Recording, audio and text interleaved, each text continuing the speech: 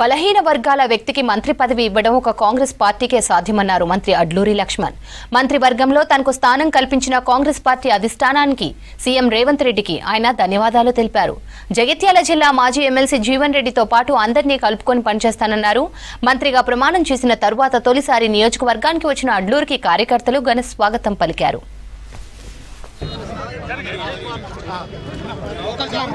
Congress party కార్యకర్తలు సామాన్య Congress party కార్యకర్తగా నాకు మా ధర్మపురి ప్రజల యొక్క దయతో ఆ లక్ష్మీనరసింహ ఆశీస్సులతో శాసనసభ్యుడిగా ఎన్నికై ప్రభుత్వ విప్పుగా ఈరోజు రాష్ట్ర క్యాబినెట్లో మొన్నటి వరకు 1984 నుంచి ఎన్ఐసి నుంచి ప్రారంభించినటువంటి రాజకీయ జీవితం లోపల నాకు కానీ అవకాశం క్యాబినెట్ రావడం నిజంగా సంతోషం.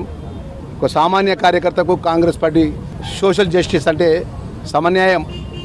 ఈరోజు కాంగ్రెస్ పార్టీ పేదల పార్టీ, బలహీన వర్గాల పార్టీ, బడుగు వర్గాల పార్టీ, దళిత వర్గాలకు సంబంధించిన అన్ని వర్గాలకు మేలు చేసినటువంటి ఆలోచన పరంగా ఏదైతే రాహుల్ గాంధీ గారి యొక్క ఆలోచన విధానాన్ని ఈరోజు రాష్ట్రంలో గత 2014 నుంచి 23 వరకు ఈ రాష్ట్రంలో పరిపాలించినటువంటి ప్రభుత్వాలు ఏ రోజు ఇంత గొప్పగా బలహీన వర్గాలకు సంబంధించినటువంటి వర్గానికి మినిస్టర్లో అవకాశం కానీ, దళిత వర్గానికి సంబంధించినటువంటి మినిస్టర్లో మంత్రివర్గంలో అవకాశం కానీ ఇవ్వలే.